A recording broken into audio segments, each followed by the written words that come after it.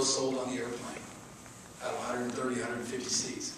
So the big takeaway for us is that it's not cheap. They don't want Walmart. They want Costco is what we think of. People want high quality products delivered in a really nice way, but they do want low fares. That's been a big takeaway for us. For employees want a great place to work where you get out of the way, let them be great, let them do good things.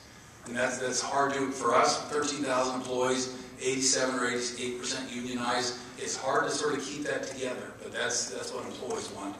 And then investors want returns, and that goes back to the Warren Buffett thing. Many years of not getting returns. They don't want Amazon-style returns or Facebook or Apple-style returns. They don't, I mean, our mindset is 10%, you know, but they do accept some risk when they buy an airline stock. So 10% returns on capital is what we're sort of looking for. So that when we wake up in the morning, that's what we're trying to do. Safe, on time, good service, low fares, good place to work, reasonable returns for investors. That's what every meeting, if I sit in a meeting for too long and you can't figure out that people are working on one of those things, there's a problem. That's what we should be trying to do. Is I mean, honestly, and John Farron is a really good friend. I mean, honestly, if you sit in that meeting and 3 or 4 minutes and it doesn't sound like an airline, I think there's a problem. I mean, our basic model is people want to pay about $140, $150 when you average it all out to get from Seattle to Orange County, and we need to be doing it for $130, safe and on time and so forth. So that's what we're trying to do. How are we doing on that?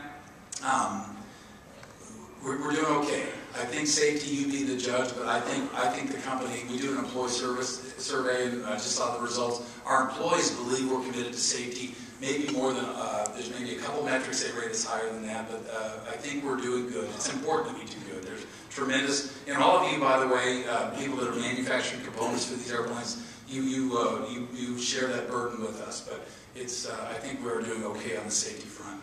Operations. This company does not have a long history of being a good operator. By that I mean on-time performance. For 4 years we have led the industry in on-time performance. The 20-minute bag guarantee is a way of us saying, no, we're so confident what we're going to do, we'll guarantee it. And we don't pay out much under that guarantee. Customer service, Little Alaska Airlines has won the J.D. Power Award for Best in Customer Satisfaction for 6 years in a row. We're proud of that. Low fares, what do you guys think? Okay? Not more to go? I mean, my assessment is probably more so doing okay, but more distance to go. It's a little daring, but I think we're doing all right. One thing I will say that we don't talk about enough is we have massively simplified our fares. You never have to stay over for a weekend to get Alaska's best fare. All of our fares are one-way fares, every single fare. So you never get $300 round trip, but $200, $300 one-way tickets. It just doesn't happen with us. You can buy the ticket one way, use miles the other way.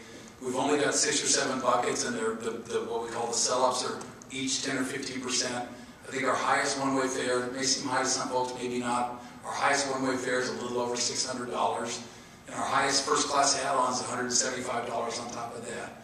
So it's like a Seattle, New York first-class ticket will never be more than $850 or something like that, which is maybe half of what our competitors will do. So we have worked really hard on this customer value proposition.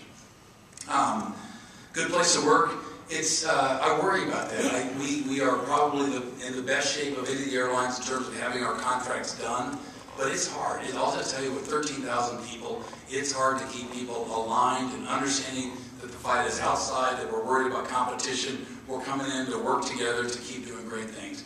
I think on board our airplanes, our folks do amazing things. I'm regularly I get to see just amazing things. If I might have a meeting with someone where they're frustrated with this or upset about something, then I get on and fly in our airplane with them, and they provide just amazing service to you all, our customer base. But it is hard in any business. Someone earlier talked about culture.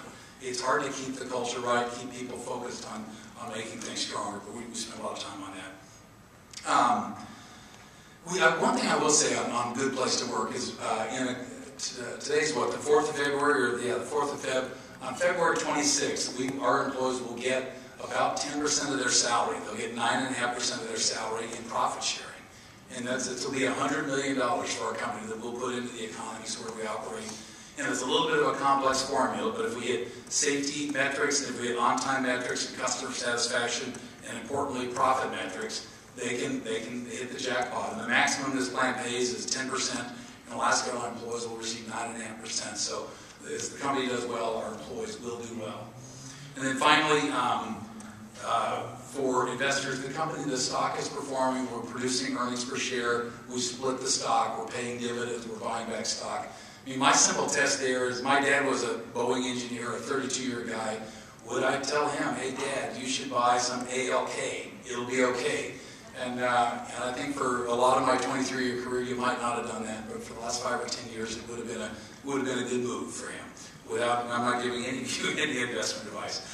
Well, along the way, we've made lots of investments. We have typically the youngest fleet of the large airlines. It certainly is the most fuel efficient of the airlines, both on the Alaska side and on the Horizon side. The International Council on Clean Transportation just rated us the greenest airline, so good stuff there. We're investing in new seats right now for the 737-800s, the Recaro seats. Not sure if Recaro's here. It's just a fabulous seat. It will have seat power.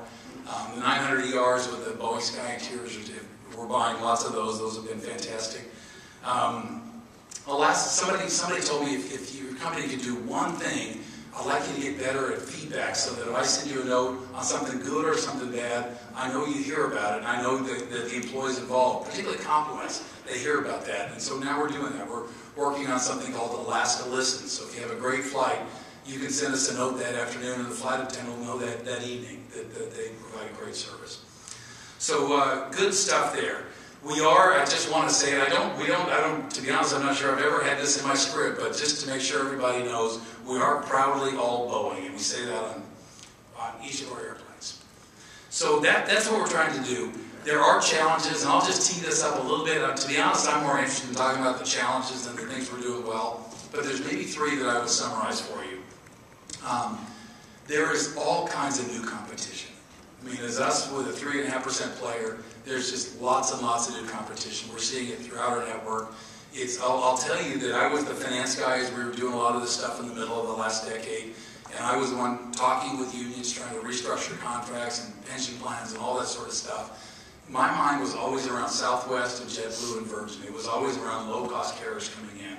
What we're seeing is competition from big airlines with very powerful networks. So that's something big that we're spending a whole lot of time on. Another thing we're spending time on, and this probably affects you guys a little bit less than others, but it's this Proposition 1 in the city of SeaTac, where people put this $15 an hour initiative on the ballot.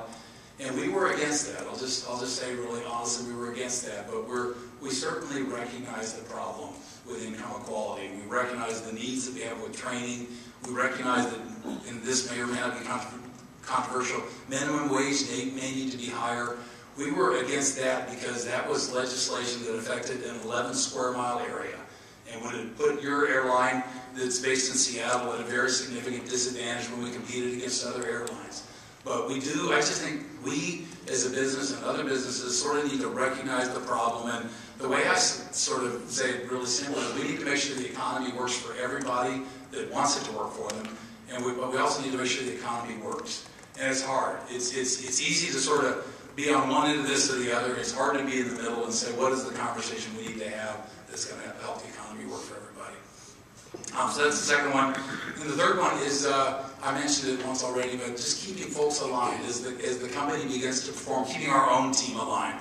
As the company starts to perform a little better, helping them see the risks, the threats to the company from the outside, what we need to do as a team.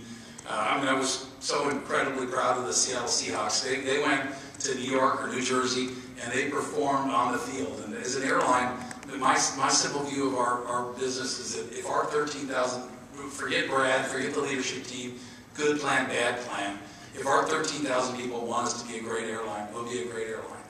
And if they don't want us to be a great airline, we won't be a great airline. So you've got to spend lots of energy keeping people together, keeping them aligned, helping them see what we're dealing with sort of from the outside, and building alignment around the plan we have to help the company succeed. So that's the prepared remarks that I have. I hope you have some questions, and maybe we can try to address them.